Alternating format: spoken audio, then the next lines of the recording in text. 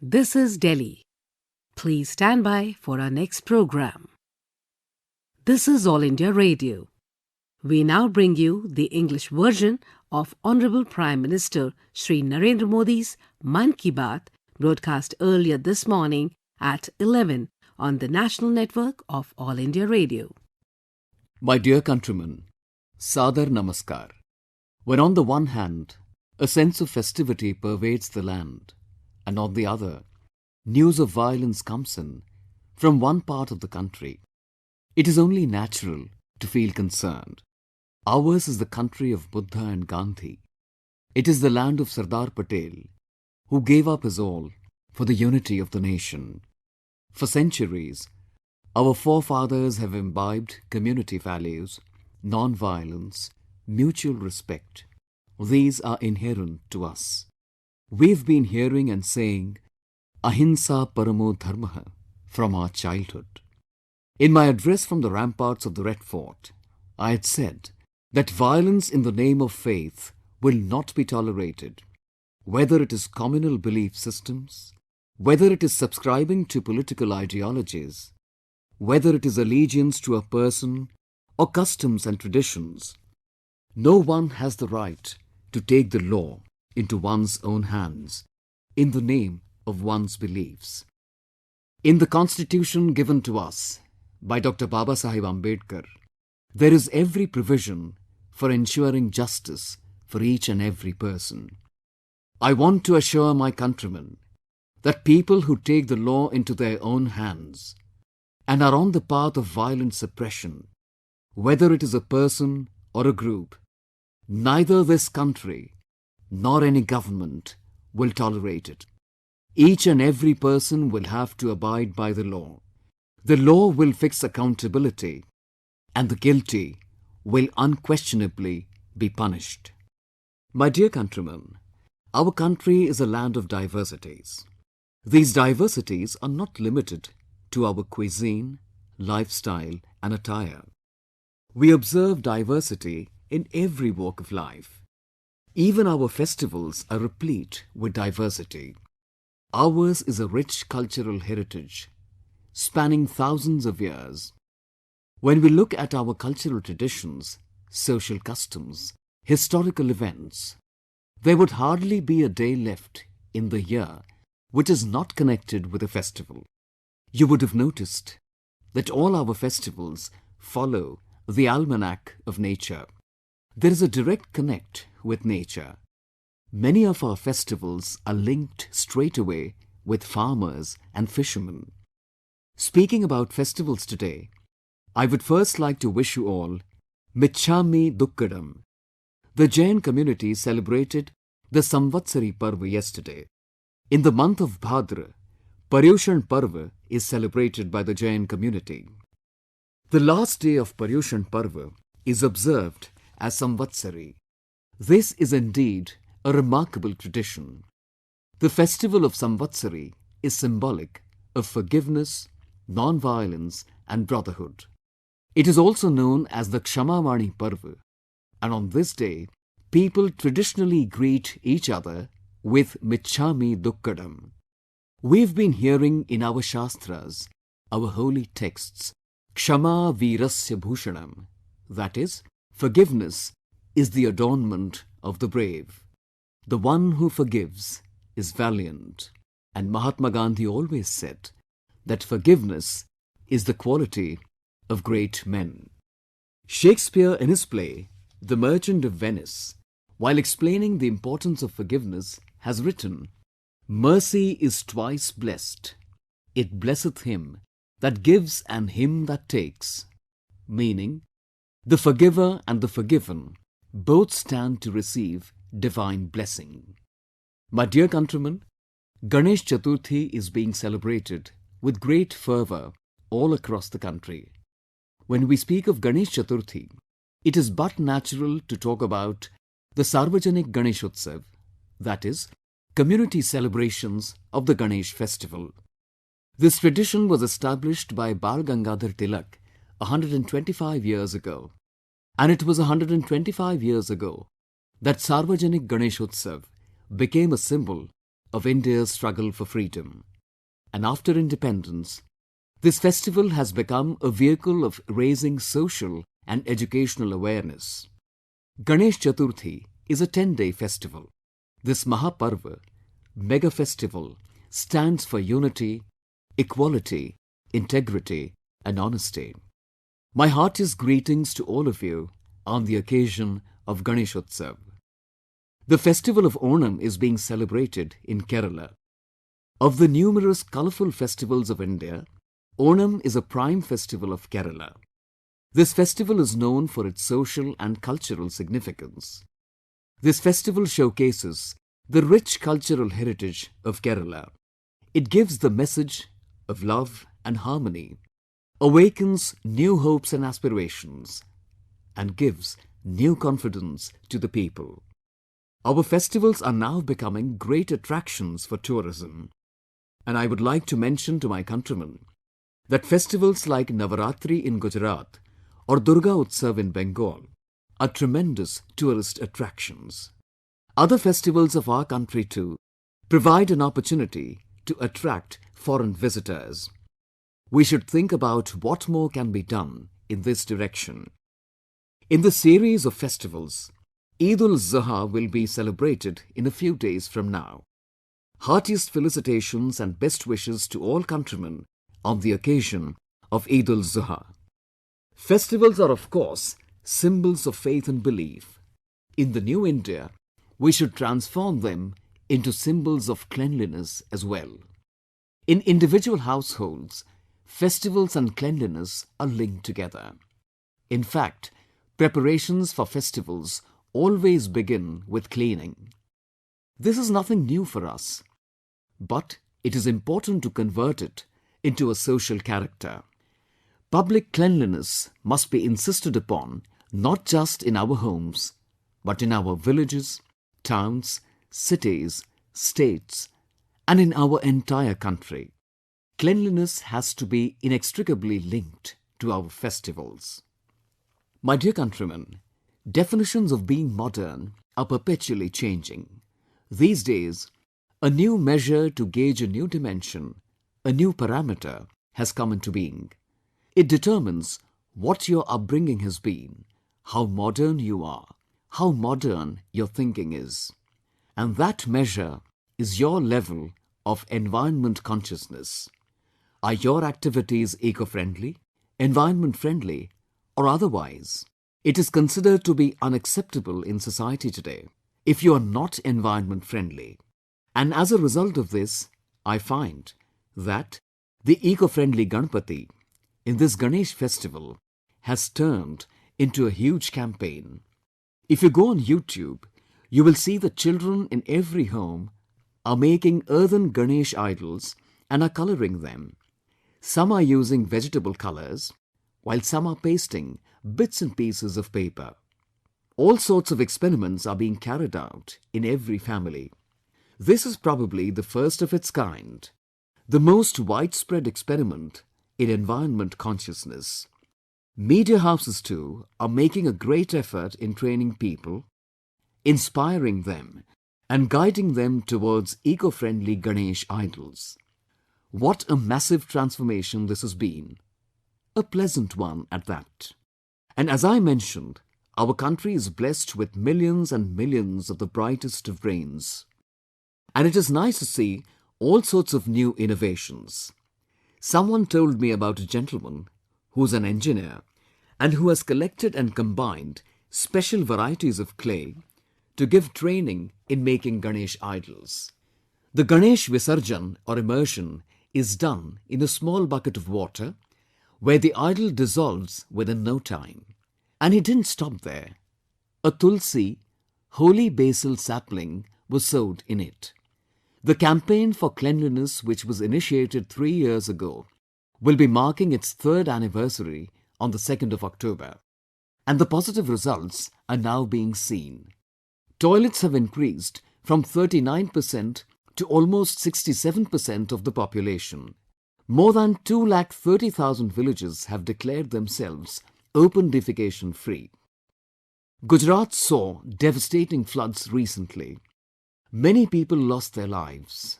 When the waters receded, there was so much filth everywhere. That is when, in Dhanera, in the Banaskantha district of Gujarat, volunteers of Jamaat Ulema-e-Hind cleaned 22 affected temples and 2 mosques in a phased manner. They came together and toiled collectively. The volunteers of Jamaat Ulema-e-Hind set a fine, inspiring example of unity for cleanliness. If this committed effort towards cleanliness becomes inherent to us, we will certainly take our nation to greater heights. My dear countrymen, I call upon you to begin a campaign, Swachhata Hi Seva, Cleanliness is Service, at least 15-20 days prior to Gandhi Jayanti on 2nd October. On the lines of the age-old belief, Jal Seva Yahi Prabhu Seva, service to water is service to God. Let's create an environment of cleanliness in the entire country. Whenever and wherever possible, let's look for the opportunity. But we must all come together.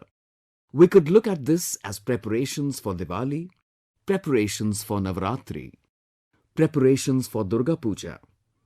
Do Shramdan, donate through labor, come together on Sundays and holidays, go to settlements in your neighborhood, go to nearby villages, but do this in the form of a movement.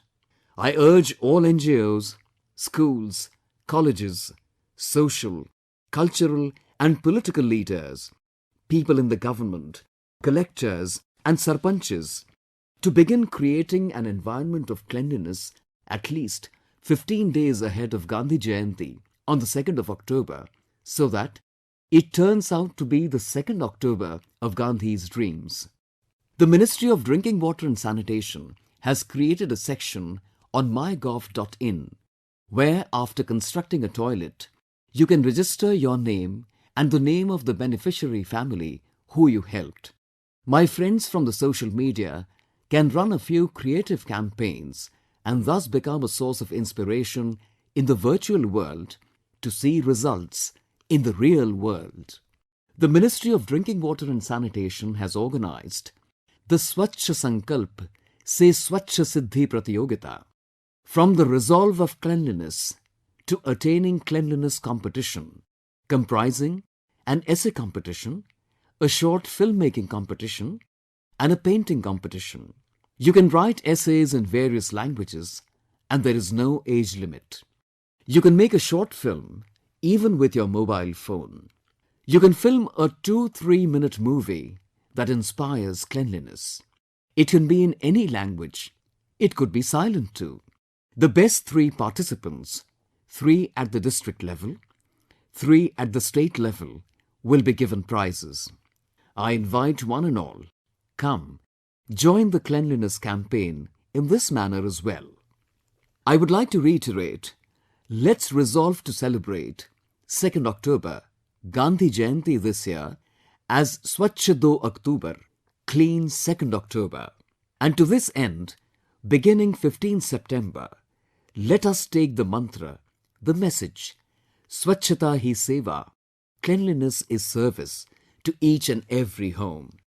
Take one step or the other towards cleanliness. Make your effort to be a part of it.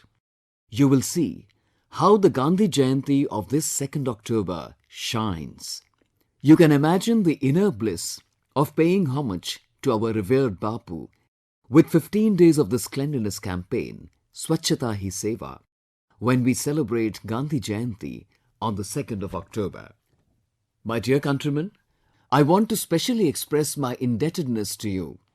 I want to thank you from the core of my heart, not because you've been connected with Mann Ki Baat for such a long time. I want to express my gratitude and indebtedness as millions of people from across the country come together with Mann Ki Baat. The number of listeners are in crores, out of which lakhs of people write letters to me, send messages and get their messages recorded on phone, which is a huge treasure for me. This has become a great opportunity for me to understand the hearts and minds of one and all. Much as you wait for Mann Ki Baat, I await your messages with greater eagerness. I always look forward with anticipation because I find so much to learn from all that you share. It is an opportunity to test my endeavors on this touchstone. Even the smallest of your suggestions help me in thinking anew on a wide variety of subjects. I therefore express my heartfelt gratitude for your contributions and also my indebtedness to you. My endeavor always is to see for myself, hear, read and understand your thoughts. All sorts of things come to me. Now take this phone call for example. You will be able to correlate to it. You too would feel that you would have committed the same mistake. Sometimes, certain things become a part of our habits that we don't even realize that we are doing something wrong. Pradhan Mantri ji, I am Aparna from Pune. I want to tell you about a friend of mine. She always tries to help others, but one habit of her bothers me. I went for shopping with her at a mall. She coolly spent 2000 rupees on a sari and 450 rupees on a pizza, whereas she haggled for a long time over merely 5 rupees with the auto driver who took us to the mall. On the way back, we stopped to buy vegetables and again she haggled with the vendors to save 4 to 5 rupees. I feel very bad. We spent extravagantly in high places without a single thought, but when it comes to our hard-working brethren, we quarrel with them over small amounts. We don't trust them. Please speak about this on Mann Ki Baat. Now after listening to this phone call, I am certain that you would have been shocked and awakened and would probably have resolved not to repeat such a mistake.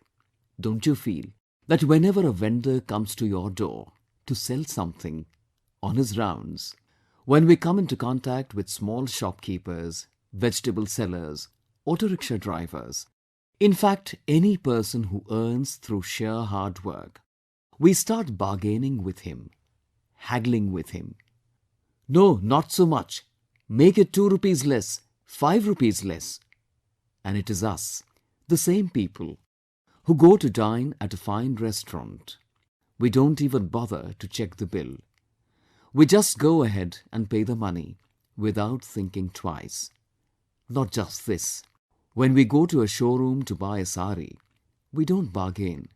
But when it comes to someone poor, we just cannot resist bargaining. Have you ever wondered what a poor man goes through? It is not a matter of 2 or 5 rupees. It hurts him deeply when he feels that you are questioning his honesty. 2 or 5 rupees make no difference to your life. But have you thought how much heartache this petty habit of yours can cause him? Madam, I am grateful to you for calling me with this touching message. I am certain that my countrymen, if they are in the habit of behaving in this way with the poor, will now stop doing so. My dear young friends, the country celebrates National Sports Day on the 29th of August. This is the birth anniversary of the great hockey player, hockey wizard, Major Dhyan Chand ji. His contribution to hockey was unparalleled. I am reminding you of this because I want the younger generation of our country to take part in sports. Sports should become a part of our lives. If we are a young nation, our youth should get manifested in the field of sports as well. Sports means physical fitness, mental alertness, and personality enhancement. What else does one need? Sports, in a way, is a recipe that brings people together. The young generation of our country should come forward in the world of sports. And in today's computer era, I would like to alert you to the fact that the playing field is far more important than the PlayStation. Play FIFA on the computer, but sometimes show your skills with the football out in the field.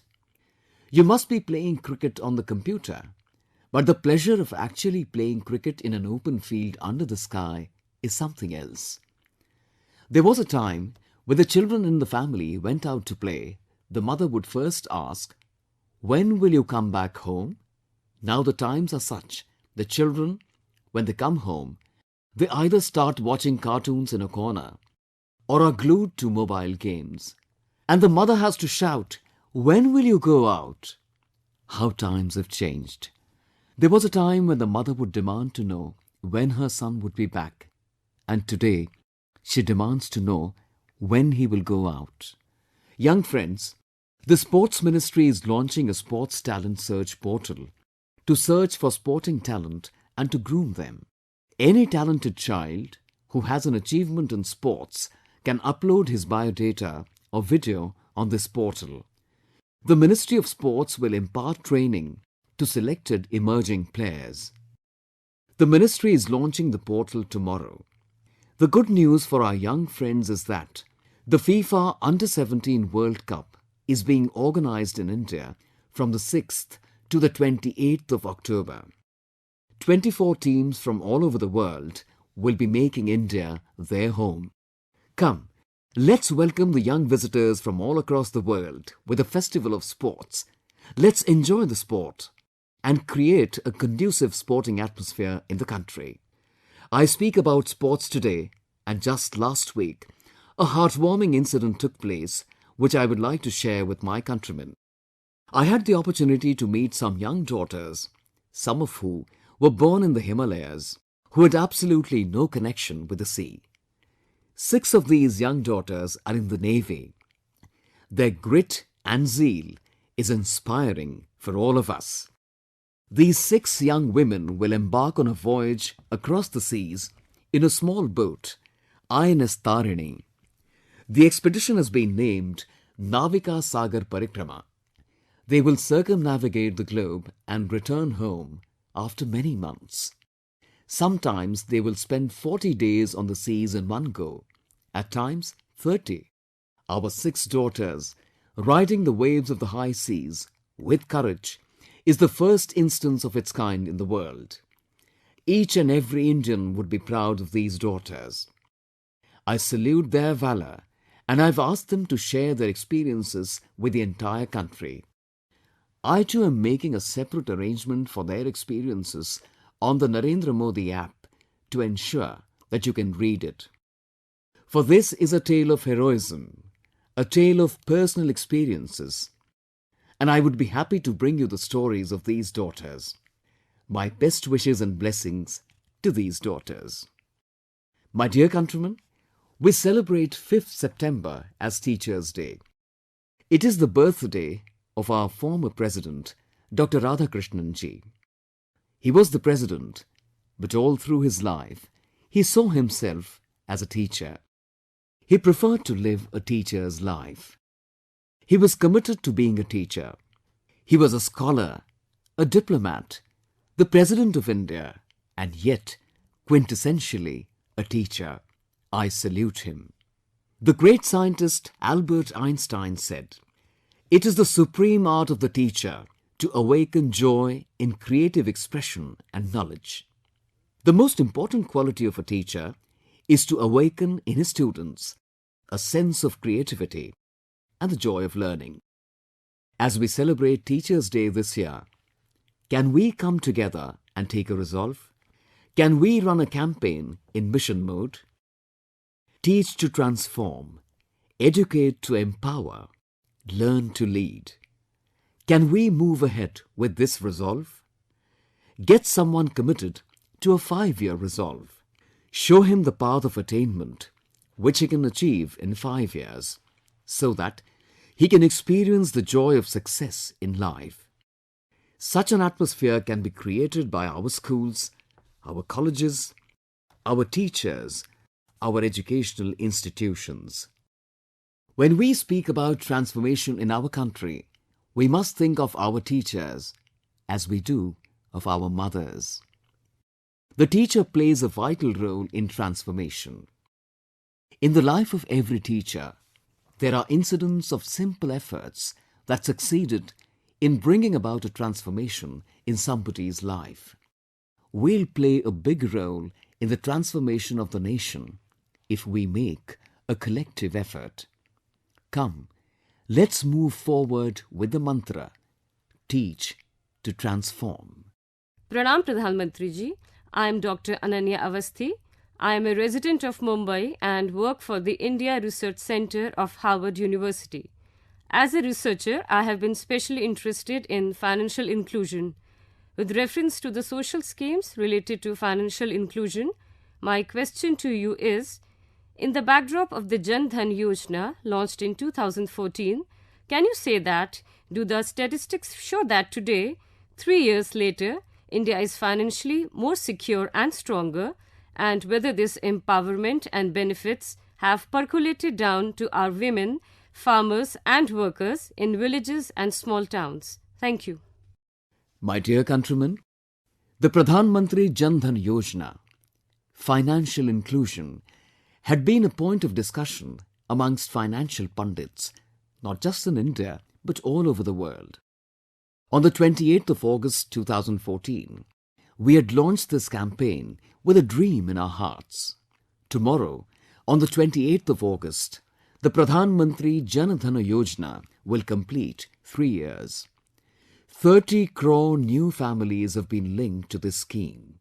Bank accounts have been opened. This number is larger than the population of many countries of the world. And today I feel a great sense of fulfillment that within 3 years, the last man on the fringes of society has become a part of the mainstream economy of the country. His ways have changed. He has now started going to the bank. He has started saving his money. He feels financially secure. When there is cash in the hand, or in the pocket, or at home, one is tempted to indulge in wasteful expenditure. There is now an air of prudence. He is now beginning to understand that the money can be of use for his children. The money can be used productively in the days to come. Not just this, when a poor person sees a rupee card in his pocket, he finds himself to be equal to the privileged. That if they have a credit card in their pockets, I too have a rupee card in mine. He feels a sense of dignity. In the Pradhan Mantri Jan Dhan Yojana, almost 65,000 crore rupees have been deposited in banks by our underprivileged brethren. In a way, this is a saving for the poor. This is his empowerment for the future. And those who opened their accounts under the Pradhan Mantri Jan Dhan Yojana have received the benefit of insurance as well. Schemes like Pradhan Mantri Jeevan Jyoti Bima Yojana, Pradhan Mantri Suraksha Bima Yojana, with a small premium of 1 rupee or 30 rupees, are giving a new sense of confidence to the poor. For many families, in times of adversity or on the demise of the head of the family, through the 1 rupee insurance, they received 2 lakh rupees in a matter of days. Pradhan Mantri Mudra Yojana, Startup Yojana, Stand-up Yojana for Dalits, Adivasis, women, educated youth, youth who want to stand on their own feet. For millions and millions through Pradhan Mantri Mudra Yojana, they've been able to get loans from banks without any guarantee. They've been able to stand on their own feet and have succeeded in giving employment to 1 or 2 other people as well. Banks have conducted surveys about how the common man has benefited from Jan Dhan Yojana, from insurance schemes, from Rupee Card and Pradhan Mantri Mudra Yojana. I recently met a few bankers who shared inspiring stories from their survey.